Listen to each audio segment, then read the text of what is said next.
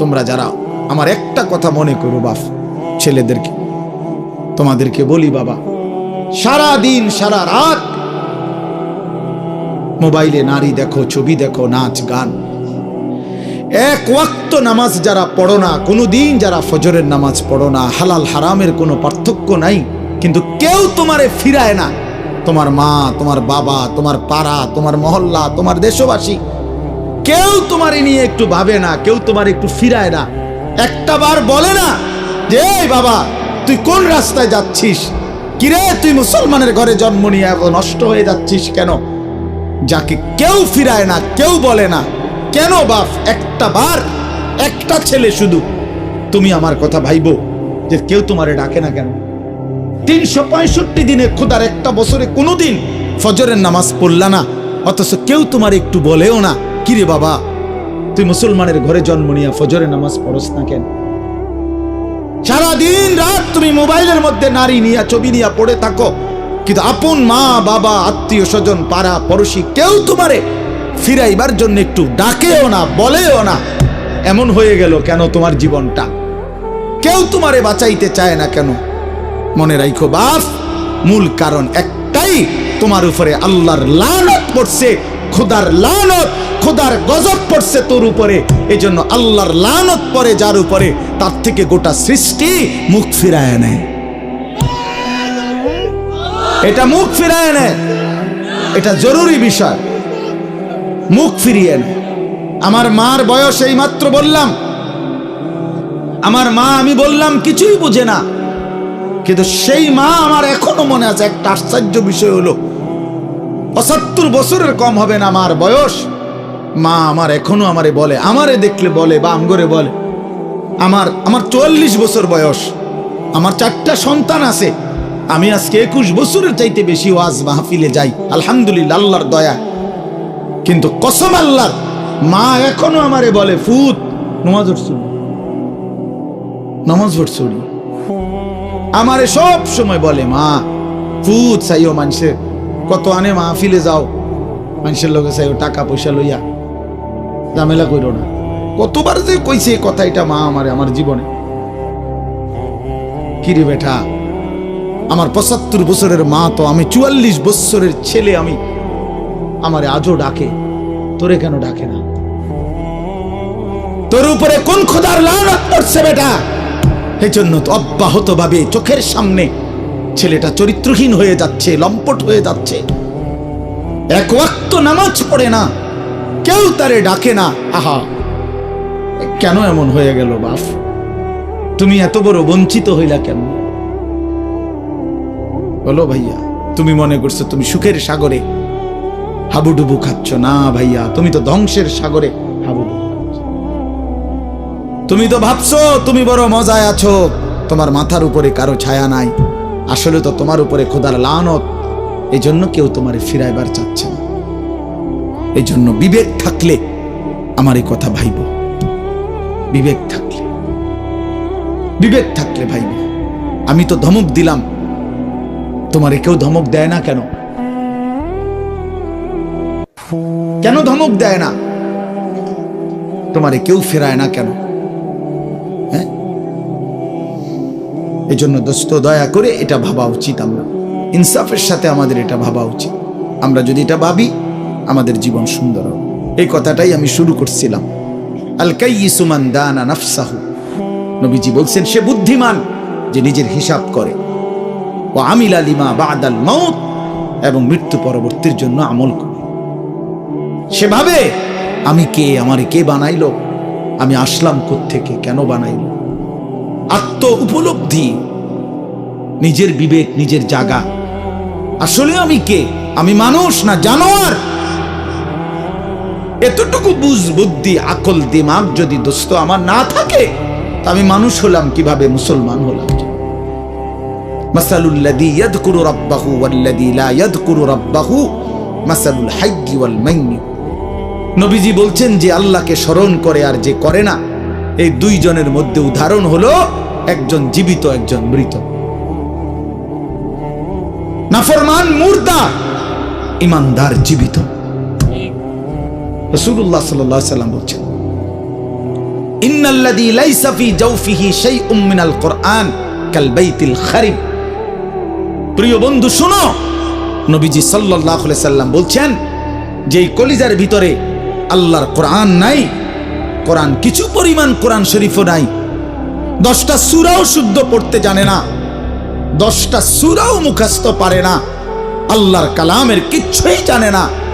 আল্লাহ রাসূল সাল্লাল্লাহু আলাইহি সাল্লাম বলছে ওই নাফরমানের দিল হলো কাল বাইতিল খারিব, সারা বাড়ি, আলগা বাড়ি, যে বাড়িতে আগে থাকতো এখন থাকে না, নতুন ঘরে উঠে গেছে, ওই ঘরের এখন কোনা ভাঙ্গা গেছে, এই ঘরের এখন দুয়ার ভাঙ্গা গেছে, টিন সাল ফইরা গেছে, এখন সারা বাড়িটা আলগা বাড়ি, বিরান ঘর, সেই ঘরে এখন কুত্তা থাকে, সেই ঘরে এখন বিড়াল থাকে, সেই ঘরে এখন সাপ বিচ্ছু থাকে, মানুষ থাকে না।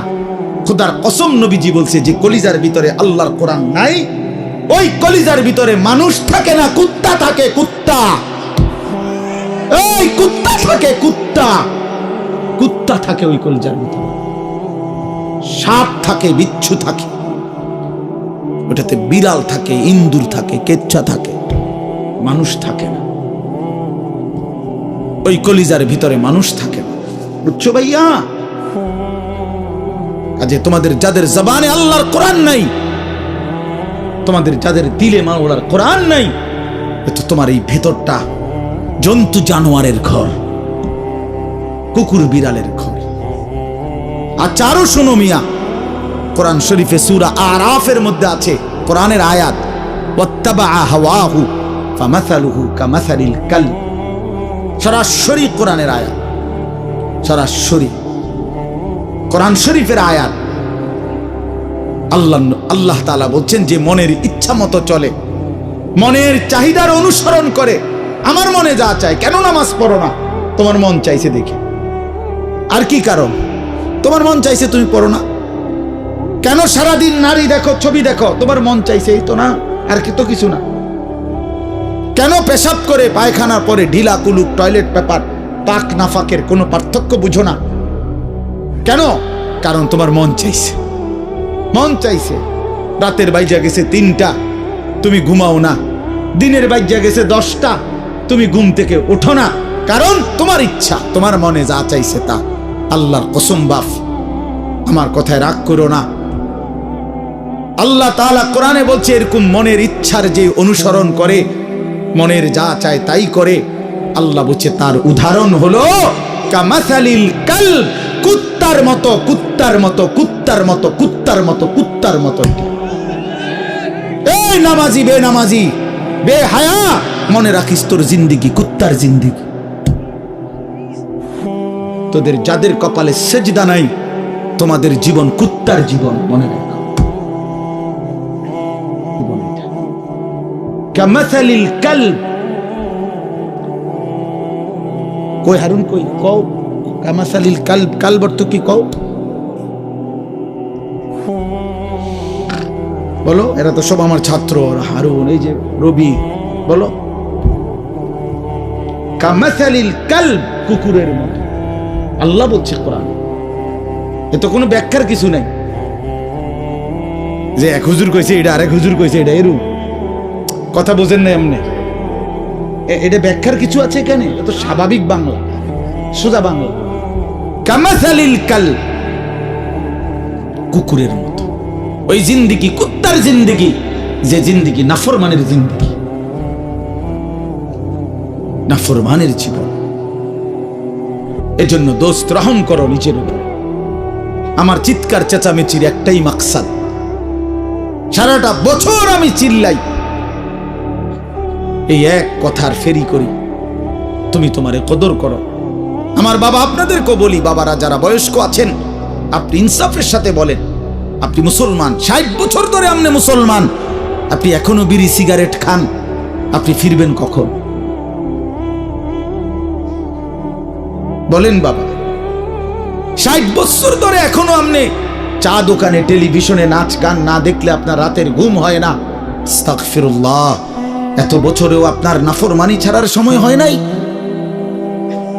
60 বছর বয়সেও মুসলমান গালি দেয়, 60 বছর বয়সেও মুসলমান কিস্তি নেয়। 60 বছর বয়সে মুসলমান সুদ খায়, 60 বছর বয়সে মুসলমান টেলিভিশনে নাচ গান নর্তকীর ছবি দেখে। ছি ছি ছি ছি, এত নির্লজ্জ, এত বেহায়া ইমানদার বুড়া মানুষ হইতে পারে না।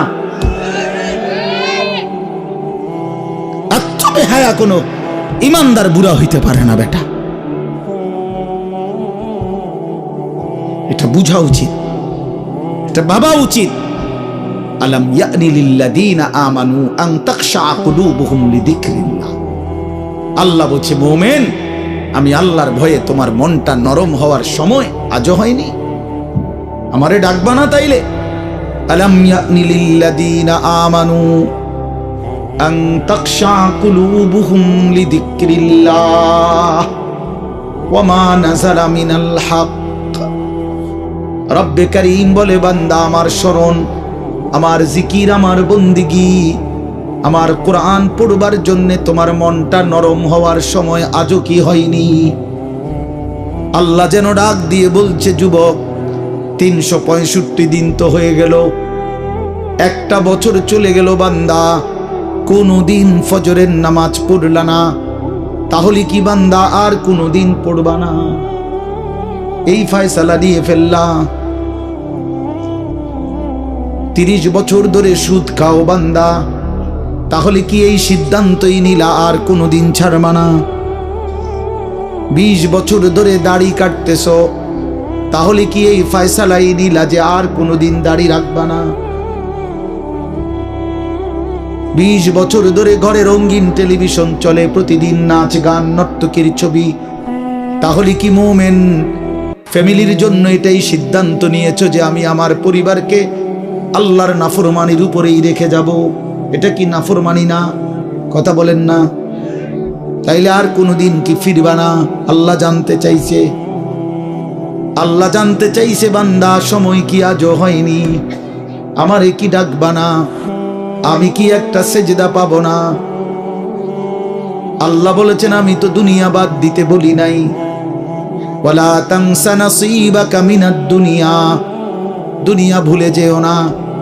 স্ত্রী তো আমি দিয়েছি, সন্তান তো আমি দিয়েছি, এই জীবনে যা উপার্জন করছো তো আমি দিয়েছি।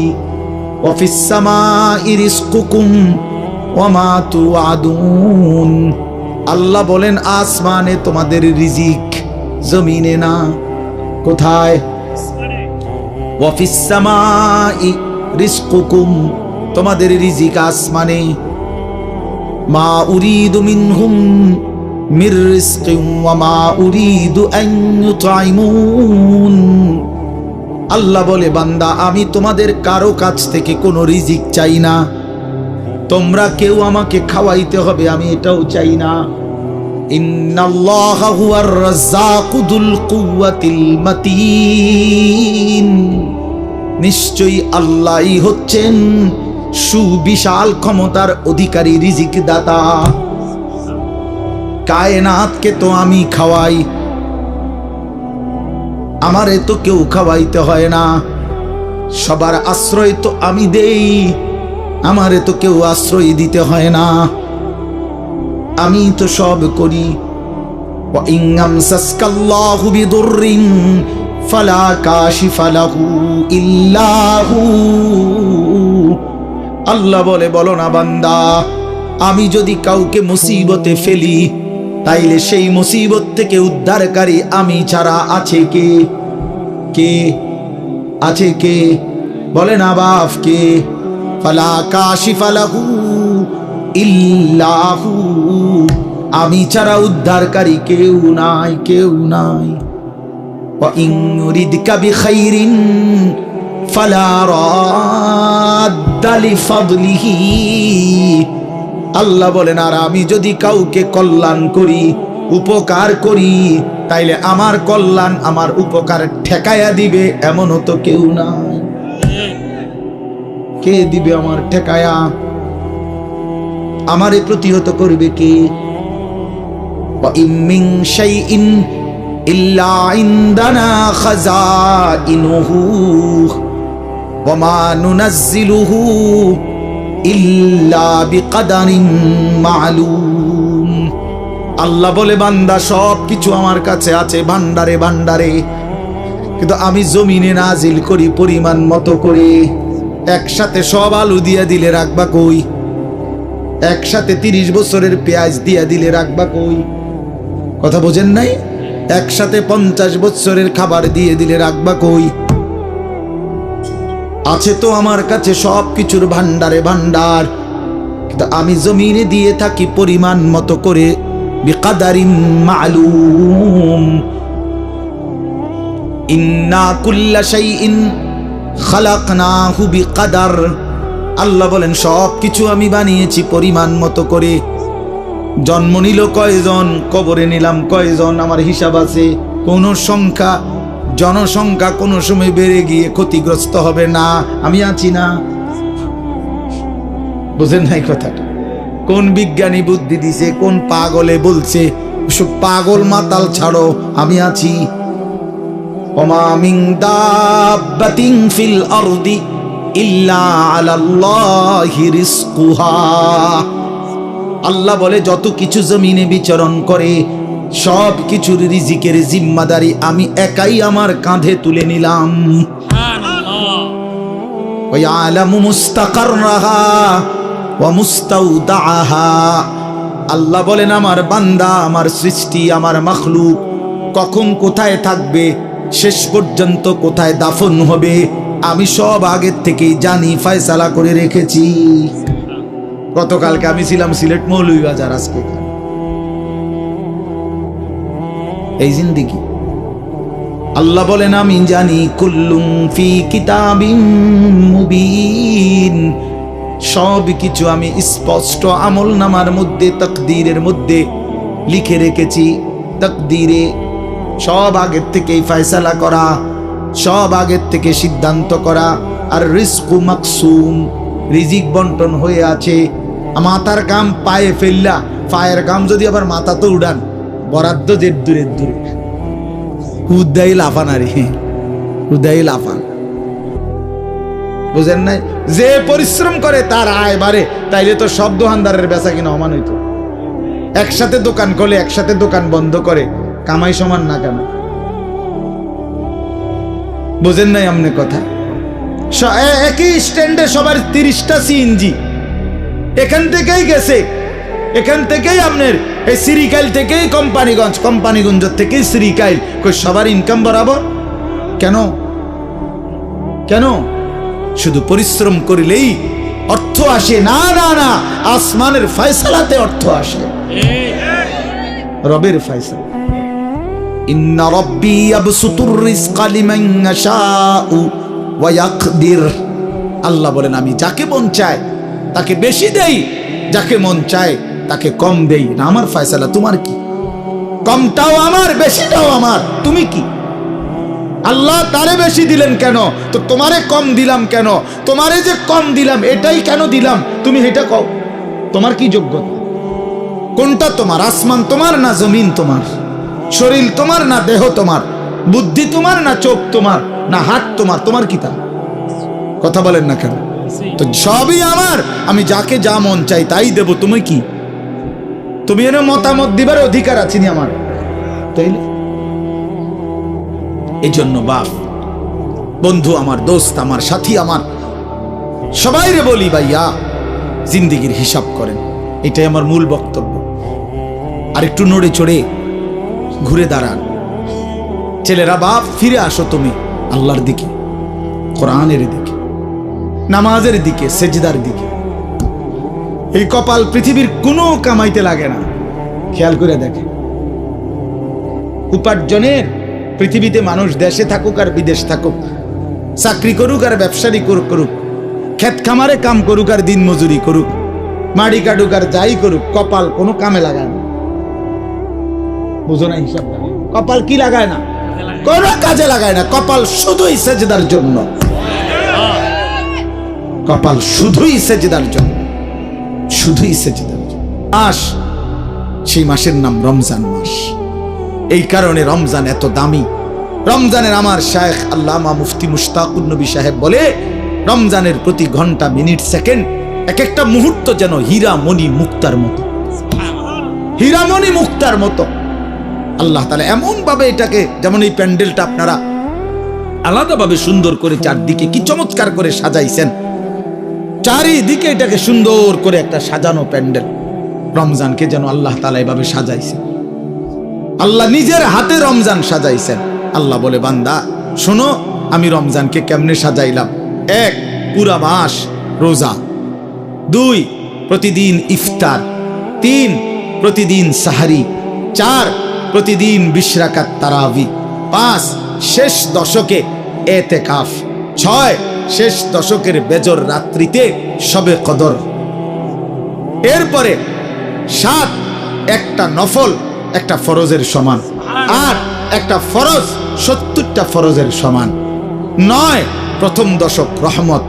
10, মাঝখানের দশক মাগফিরাত। 11, শেষ দশক জাহান্নাম থেকে মুক্তি। আল্লাহ বলেন, জান্নাতের দরজা খুলে দিলাম, জাহান্নামের দরজা বন্ধ করে দিলাম, সমস্ত শয়তানগুলোকে শেকলে বন্দী করে দিলাম, চারিদিক দিয়া গোলাইয়া সব গুছাইয়া বান্দা রাস্তা কেবল একটাই খোলা, দরজা কেবল একটাই খোলা। পুরা রমজান রাতে আসো, দিনে আসো, দুপুরে আসো, শুধু আমার গোলামি করবা, গুনাহ ছেড়ে দিবা, আর একটা দরজা দিয়েই সবাই ঢুকবা, শুধুই জান্নাত, শুধুই জান্নাত, শুধুই জান্নাত, শুধুই জান্নাত। কারণ দরজা তো খোলা একটাই, জান্নাতের দরজা, জাহান্নামের দরজা বন্ধ। এই মাসে আমি কোনো দিকে দেব না, শুধু জান্নাত দেব, শুধু জান্নাত, শুধু জান্নাত। এজন্য বাপ মহান আল্লাহ পাক রব্বুল আলামিন বলছেন, রমজান আমি কোরআন নাজিলের মাস।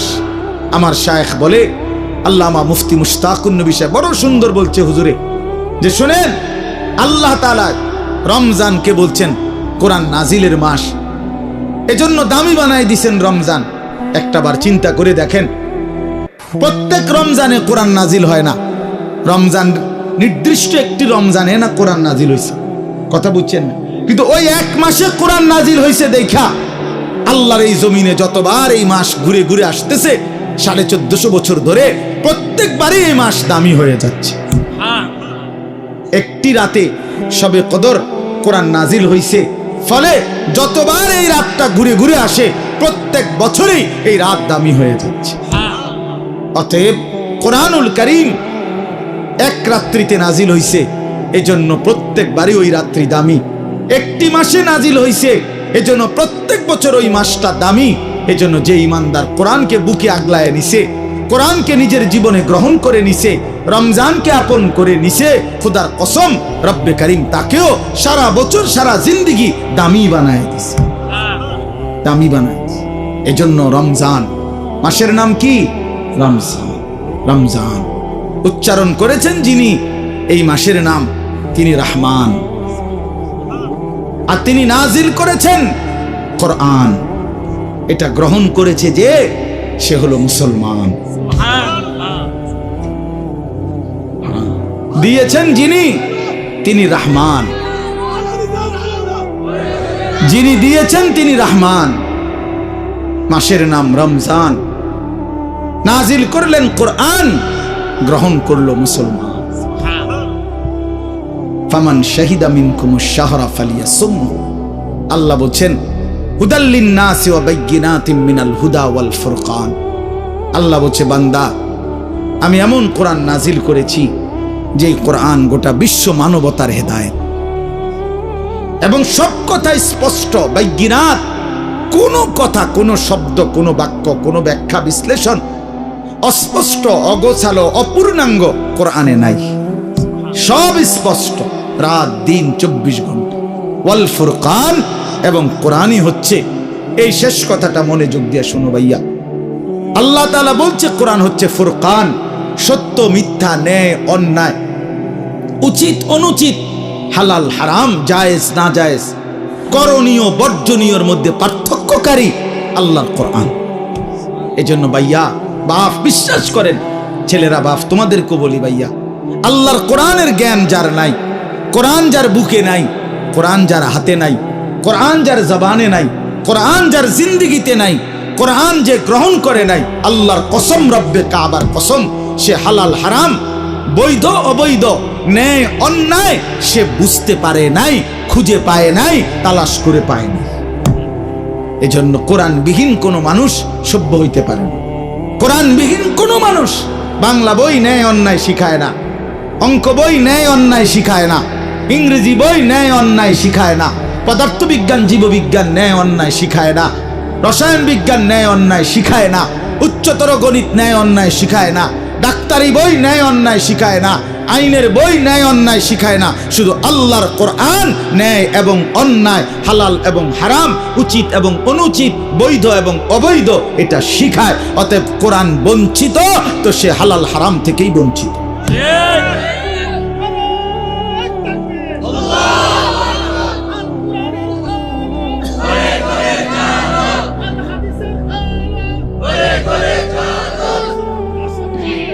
অতএব এটা ফিকির করা চাই, এটা পার্থক্যকারী জ্ঞান। এজন্য আপনাদের সবার কাছে অনুরোধ, নিজের ছেলেকে, নিজের মেয়েকে আল্লাহর কোরআন থেকে বঞ্চিত করবেন না। বাচ্চাটাকে দিন শিখান, আল্লাহর কোরআন শিখান। জীবনের সবচেয়ে বড় সম্পদ দিয়ে গেলেন। কোরআন আজীবন মানুষকে দামি বানায়, কোরআন জান্নাতেও দামি বানাবে। সর্বশেষ কথা হলো ফামান শাহিদা মিনকুমুশ শাহরা ফালিয়াসুমহু। আল্লাহ বলছে, অতএব এত বড় ফজিলতপূর্ণ রমজান মাস যদি তোমার জন্য মিলে, আল্লাহ নিজে কি মজা করে আল্লাহ বলছে, বান্দা যদি রমজান পর্যন্ত তুমি পৌঁছো, তোমার জীবনে যদি রমজান মিলে, তুমি যদি হায়াত পাও, তো আমি আল্লাহ বলতেছি তুমি রোজা রাখো, তুমি রোজা আমার হুকুম মাইনো, তুমি গুনাহ ছেড়ে দিও, তুমি আমার বন্দিগি একটা মাস কইরো। যদি বলি আল্লাহ এক মাস আপনার হুকুম মানবো, ঠিক আছে, গুনাহ ছেড়ে দিব, রোজাগুলো এবং বিধানগুলো মানবো, শরীয়তের হুকুম, আপনি আমারে কি দিবেন? আল্লাহ বলে লাআল্লাকুম তাত্তাকুন, এক মাসেই আমি আল্লাহ তোমারে মুত্তাকি বানিয়ে দেব। যদি বলি মুত্তাকি হলে কি হবে? আল্লাহ বলে জানো না, জান্নাত বানানোই হয়েছে মুত্তাকিদের জন্য। উইদ্দাত লিল মুত্তাকিন, জান্নাত বানানোই হয়েছে মুত্তাকিদের জন্য। অতএব যে মুত্তাকি সেই জান্নাতি, যে জান্নাতি সেই মুত্তাকি। আমার কিশোর, আমার নওজোয়ান, আমার বাপ, আমার ভাই, আমার বন্ধু, আমার পর্দার আড়ালের মা বোন, সবাইকে বলি হায়াতের কদর করেন, জিন্দেগির কদর করেন। আপনাদের এই একটা মাহফিল খুব সম্ভব, বারবার আমি আসি, ওই কবির ভাই এইসা প্রেশার তার, এই এক মহব্বতের মানুষের কাছে আমি বারবার হেরে যাই, যার কারণে, তার খুব বেশি ভালোবাসার কারণে এই মাহফিলটা কোনো না কোনোভাবে মিলাইতে হয়। তা আল্লাহর দয়া আজকেও আসা হয়েছে। আমি সবার কাছে অনুরোধ করছি, আমাদের মাওলানা সানাউল্লাহ বয়ান করবে, আসছে ও, মাশাআল্লাহ, ও অনেক সুন্দর বয়ান করে, মাশাআল্লাহ। তো সে বয়ান করবে, দোয়া করবে। আমি দিল থেকে আপনাদের জন্য দোয়া করি, আল্লাহ তাআলা আপনাদের সবাইকে ঈমান আমলের জিন্দেগি দান করেন। আমার নওজোয়ান ভাই, তোমরা নষ্ট হইও না, চরিত্রহীন হইও না।